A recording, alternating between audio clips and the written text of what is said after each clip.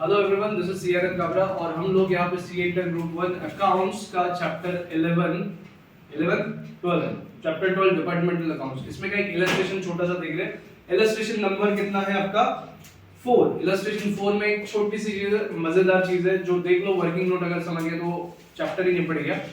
यहाँ पे आपको वर्किंग नोट क्या बोला है, ए डिपार्टमेंट बी डिपार्टमेंट को कुछ गुड्स भेज रहा है एंड उल्टा भी हो रहा है, बी वाला ए को भी कुछ भेज रहा है। यहाँ पे दो अलग अलग टाइप के गुड्स दिए। पहला दिया है परचेज गुड्स, मतलब दोनों डिपार्टमेंट बाहर से कुछ रॉ मटेरियल शायद परचेज करके ला रहे हो, और दूसरा चीज उस पे प्रोसेस करके वो फिनिश गुड्स बना रहे हैं। तो यहाँ पे दो तरीके के गुड्स आपको देखने मिलेंगे।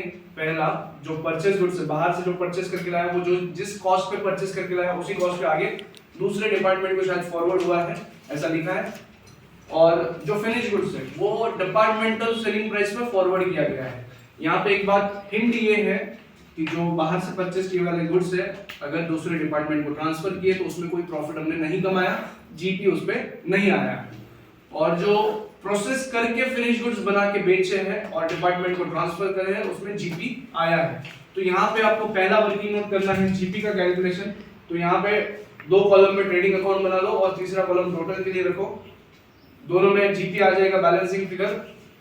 दूसरा वर्किंग नोट मतलब इसके अगला वर्किंग नोट क्या करना है, आपको सेल्स निकालना है, फिनिश गुड्स का सेल्स निकालना है। फिनिश गुड्स का सेल कैसे आएगा, जो आउटसाइडर्स को बेचा है वो प्लस जो डिपार्टमेंटल ट्रांसफर हुआ है एट डिपार्टमेंटल सेलिंग प्राइस जो क्वेश्चन में देख के रखा है वो लेना, माइनस डिपार्टमेंट से रिटर्न जो आया है फिनिश गुड्स वो ले लेना। ये आ जाएगा आपका नेट सेल्स। जीपी आपने लेजर में निकाल के रखा है, तो जितना जीपी का अमाउंट है डिवाइडेड बाय ये सेल्स, तो जीपी का परसेंटेज आ जाएगा रिस्पेक्टिव डिपार्टमेंट्स का, जो कि है इतना इतना। यहाँ पे अगर आपको दिख रहा है तो जीपी रेशियो 29.916 और 32.394 ये रिस्पेक्टेड डिपार्टमेंट्स का जीपी है, जो अपन ने मैंने जो ओरली बोला है उस वर्किंग नोट में है। नाउ इसका इंप्लीकेशन क्या है, अब और एक क्वेश्चन में और एक लाइन है, वहां पे बोला है कि दोनों डिपार्टमेंट में जितना फिनिश गुड्स का स्टॉक है उसमें 20% ऐसा स्टॉक है जो दूसरे डिपार्टमेंट से आया था। तो ए वाले डिपार्टमेंट में 24,000 का स्टॉक आपको दिखाई दे रहा है। ए वाले डिपार्टमेंट में 24,000 का फिनिश गुड्स का स्टॉक है, उसमें 20% जो है वो बी से आया वाला है, दैट इज 4800 जो है ना वो बी से आया था। अब ये बिका है क्या अभी तक अपने पास नहीं, इस पे ये बिका नहीं है तो इस पे कुछ ना कुछ प्रॉफिट ऐड करके ही बी ने अपने पास भेजा था। तो that profit has been realized और नॉट, रियलाइजेशन हुआ क्या, नहीं हुआ। अब यहाँ पे आपको निकालना है स्टॉक रिजर्व। ये 4800 जो है इसमें कुछ ऐसा प्रॉफिट है जो अभी तक अपन ने अर्न नहीं किया। दिखा रहे अर्न किया है लेकिन actually organization as a whole ये हमने अर्न नहीं किया।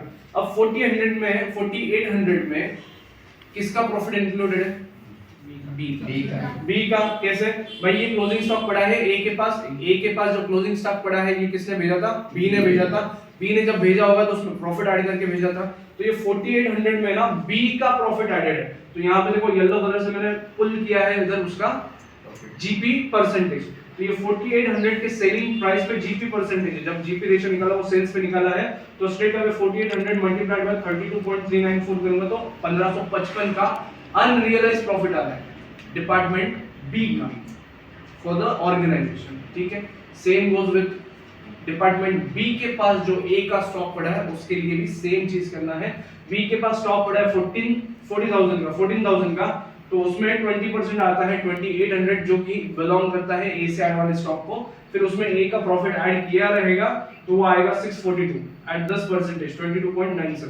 तो ये जो कलर से मैंने लिखा है हिंदी में जो लिखा है वो एग्जाम में लिखने का नहीं है, this is just for the purpose of your understanding, जो क्वेश्चन को समझने में आसान करेगा।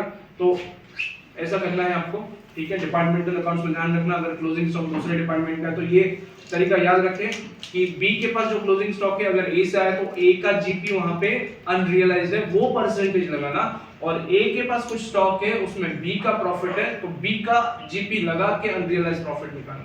ऑलराइट, और इस तरीके से ये अनरियलाइज्ड प्रॉफिट निकालो। और लास्ट स्टेप इस क्वेश्चन का कंसोलिडेटेड अकाउंट बनाना है। जीपी पुल कर लिया हमने यहाँ पे डिपार्टमेंटल अकाउंट से, उसके अगेंस्ट स्टॉक रिजर्व है। Stock reserve simply saying unrealised profit है तो वो इतना है। ये दोनों का टोटल किया और आपका नेट प्रॉफिट आना चाहिए 82,304 जो कि ऑर्गेनाइजेशन का नेट प्रॉफिट। क्लियर है, डिपार्टमेंटल परफॉर्मेंसेस ये थे लेकिन नेट परफॉर्मेंस इतना है। ऑलराइट, आई होप ये समझा है। Thank you.